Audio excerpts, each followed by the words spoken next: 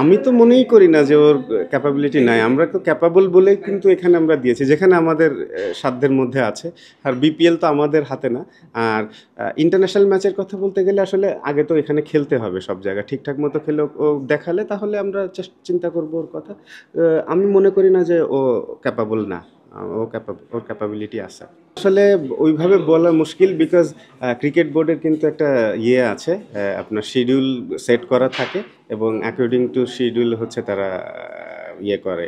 তো এটার মধ্যে এটা আসলে বিপিএল এর থেকে আগে করতে গিয়ে অন্য বাকি ক্যালেন্ডারগুলো নষ্ট করা আসলে ডিফিকাল্ট। সবচেয়ে আগে মনে হচ্ছে সাকসেসফুল যে অনেকদিন ধরে চাচ্ছিলাম আমরা যে এরকম একটা টি-20 টুর্নামেন্ট বড় সড়ো হবে, তো হয়েছে এটা।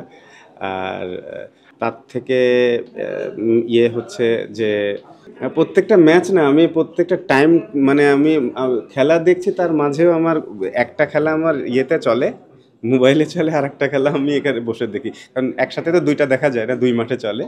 যদিও ওই দেখা যায় আমি আর হান্নান যখন করি, ও ওই মাঠে থাকলে আমি এই মাঠে থাকি, বাট আমাদের খেলা দুইটাই দুইজনই মানে বা লিপু ভাইও যখন থাকে এইভাবেই আমরা দেখি।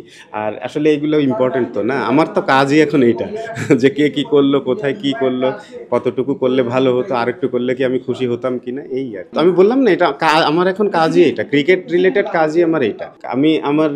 আমি অন্তত মিনিমাম একটা জিনিস নিয়ে হলে অনেকবার চিন্তা করি জিনিসটা ধরে, যে আসলে আমি যে চিন্তা করলাম বা আমার মাথায় আসলো, তো আসলে রাইট কিনা। আবার এরকম হয় যে অনেক সময় চিন্তা বেশি হয়ে গেলে আসলে ভালো চিন্তা খারাপ চিন্তা মিক্স আপ হয়ে যায়, আমি রেখে দিই তখন রেখে আবার পরে বসি যে আচ্ছা দেখি, তখন দেখি যে তো এটাই তো কাজ এখন আমার, যে যত মানে আমার তরফ থেকে যতদূর সম্ভব আর কি, বের করে নিয়ে আসা বা জেনে শুনেই করা আর কি, বুঝেই করা।